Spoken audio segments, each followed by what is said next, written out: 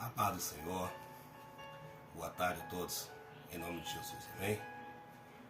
Quero ler um texto da Bíblia com você, está no livro de Números, capítulo de número 20, versículo 10 em diante, que diz assim. Melhor, versículo 9, tá? Versículo 9 em diante, diz assim. Então, como Deus havia ordenado, Moisés pegou o bastão que estava diante de Deus, o Senhor.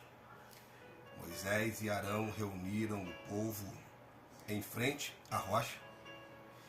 E Moisés disse: Agora escute, gente rebelde. Será que vamos ter que fazer sair água desta rocha para vocês? Moisés levantou a mão, bateu na rocha 2 vezes com o bastão e saiu muita água. E o povo e os animais beberam. Porém o Senhor disse a Moisés e Arão: Vocês não tiveram fé suficiente para fazer com que o meu povo de Israel reconhecesse o meu santo poder. E por isso vocês não irão levá-los para a terra que eu prometi dar a eles. Isto aconteceu em Meribá, onde o povo de Israel reclamou contra Moisés, contra Deus, o Senhor, e onde Deus lhes deu uma prova do seu santo poder. Bem, queridos, eu quero iniciar esse vídeo fazendo um comentário aqui com você. Eu compartilhei um vídeo com vocês ontem de um culto que a gente foi participar e nos foi dada uma oportunidade da gente falar algo da palavra de Deus. Eu amo fazer isso. E louvar ao Senhor, né, irmão? Por bondade e misericórdia, o Senhor nos poupou a voz. Eu tenho uma cicatriz aqui, ó, de uma traqueostomia que eu fiz no hospital, que o médico disse que eu ia ficar mudo, então provavelmente eu perderia a voz, ou se eu voltasse a falar, eu ficaria com alguma sequela na fala. Mas o Senhor confundiu a medicina e eu hoje tenho o prazer de pregar a palavra e louvar o nome do Senhor. Só que ontem eu estou saindo de um resfriado, estava meio rouco, ainda não estou muito bem, estou me recuperando. E fui para aquela congregação ontem e ali nós tivemos essa oportunidade, né, irmãos? E a gente foi entoar aquele louvor, ele é um tom muito alto para a gente cantar, tem que estar com a voz, com a garganta bem aguçada, né? E eu fui me meter a besta de cantar aquela canção. E trouxe ficou meio desafinado, tanto que eu editei o vídeo, eu cortei aquela parte do louvor e deixei só a palavra. Mas na hora de eu compartilhar, acabei excluindo o vídeo que eu editei e mandei o vídeo todo. E daí eu estava ali agora tomando banho, daqui a pouco estou me aprontando para ir para a igreja, e eu estava falando com Jesus sobre isso, né? E o Senhor falou comigo assim: Filho, tu louvou para quem? Para o homem ou para mim? Para quem que foi o louvor? Eu falei: foi para ti, Jesus. Pois é, pois eu recebi o teu louvor, porque eu não ouço adoração, eu sinto cheiro de adoração.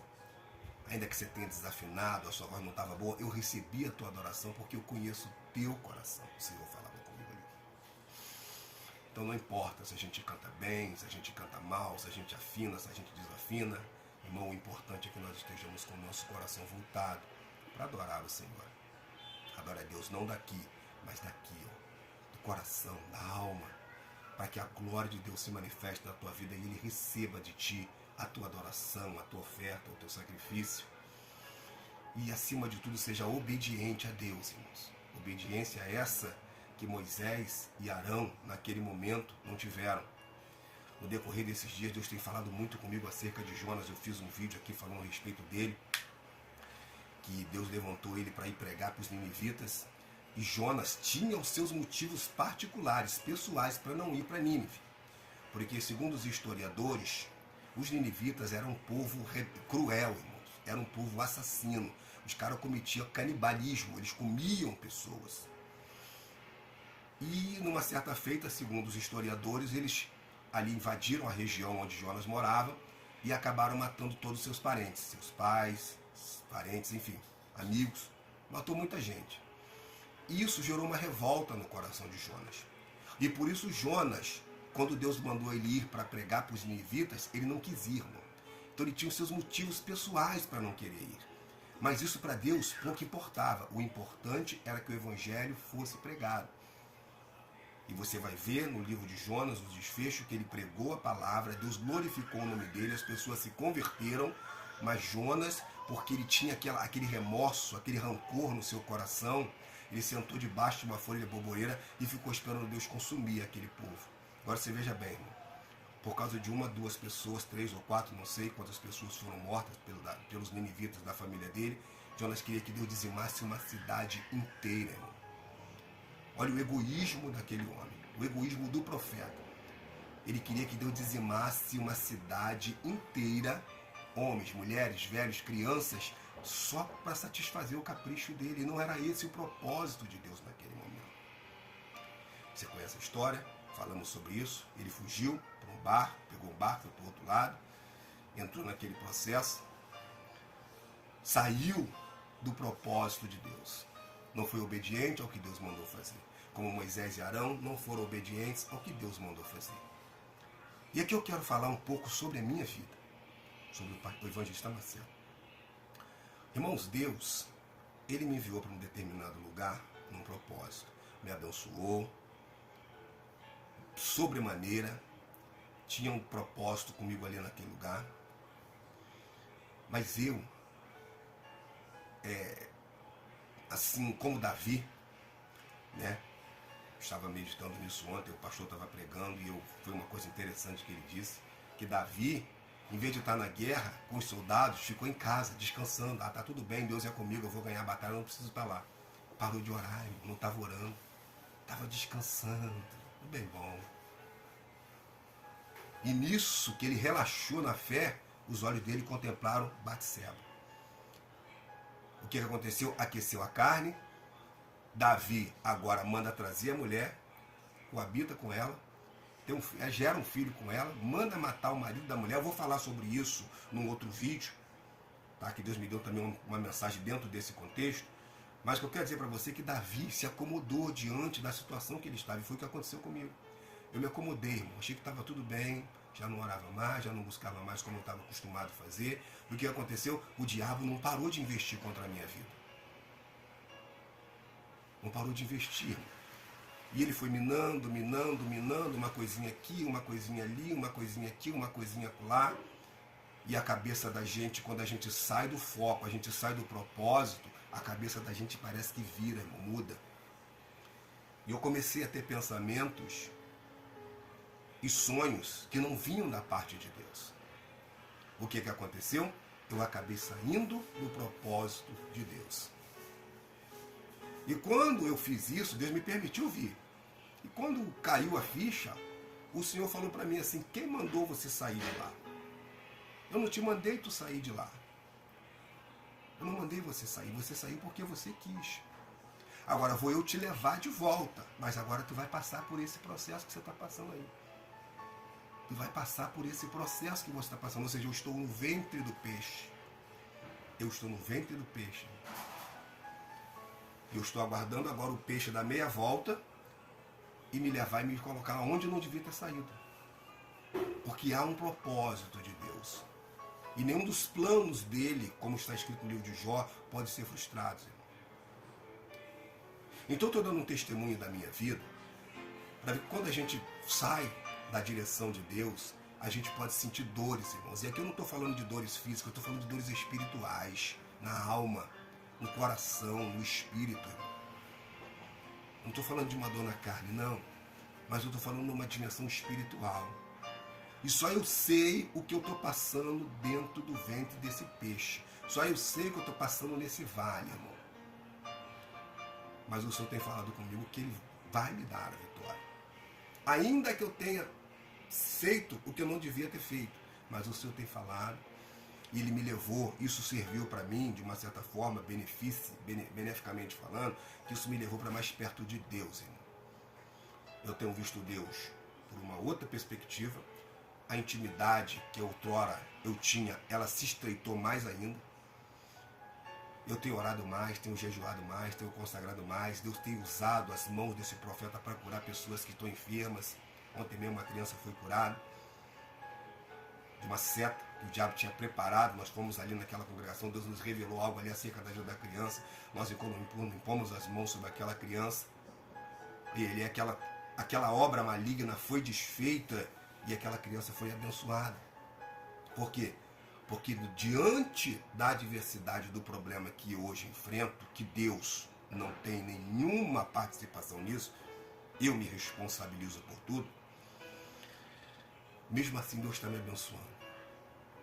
Mesmo assim Deus está me abençoando. Moisés e Arão saíram do propósito, pagaram um preço, mas Deus não deixou de cumprir na vida deles o propósito que ele tinha.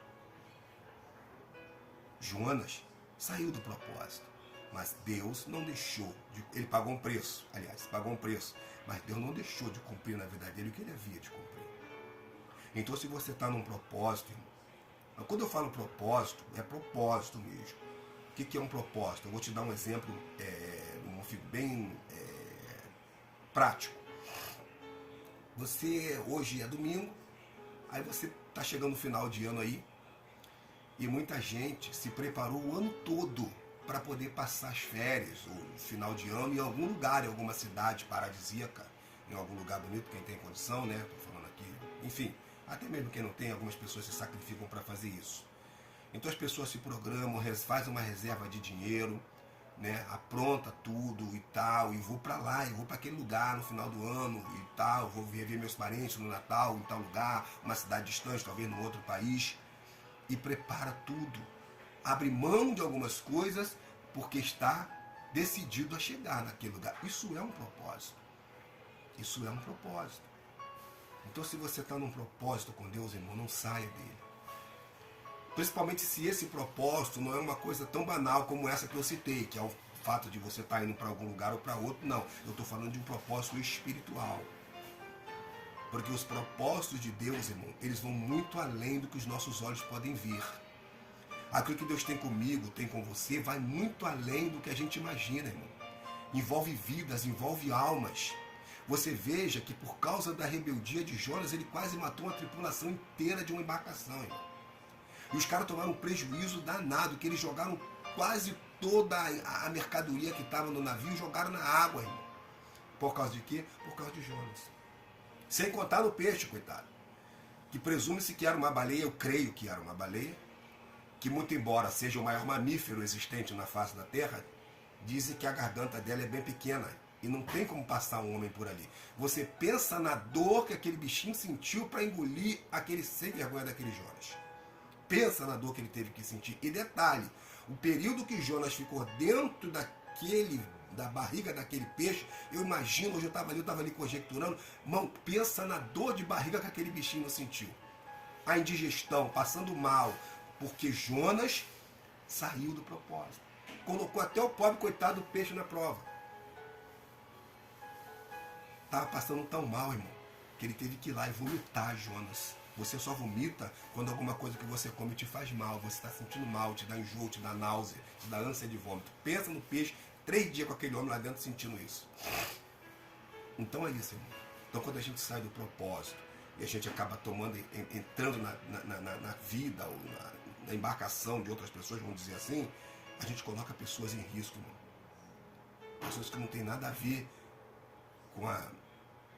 com a nossa desobediência por ter saído daquilo que Deus determinou para nós. Então, se Deus tem um propósito na tua vida, talvez você esteja aí chorando, gemendo, e tu não está entendendo o que está acontecendo, é propósito. Porque aonde Deus quer nos levar, o caminho, irmão, não é não é pavimentadinho, não, irmão. Não é asfaltado, não. Não. Hoje você vai lá em Israel, nunca fui, mas quando você sobe aquele monte, Sinai, ali tem trilha, tem escada, tem carro que te leva até lá em cima. Mas quando Moisés subiu ali, o terreno era acidentado, irmão. Era rocha. Subiu um monte aqui esses dias ali na Serra do Vulcão, tinha chovido, como eu falei, estava tudo lameado, barrento, não foi fácil para eu chegar lá em cima. Eu fico imaginando Moisés para subir aquele monte. Então, quando Deus prepara um caminho para você seguir, não espere um caminho fácil. Não espere um caminho fácil. Vai ser choro, vai ser dor, vai ser luta, vai ser pranto. Sim, vai ter hora que você vai pensar em parar, voltar para trás, nem pensar, irmão. Nem pensar. Mas permaneça firme naquilo que Deus te chamou. Porque o que Deus vai fazer na tua vida, se você for obediente e se mantiver no propósito, vai muito além do que você pode imaginar. Amém? Fique com essa palavra e que Deus vos abençoe no nome de Jesus. Amém?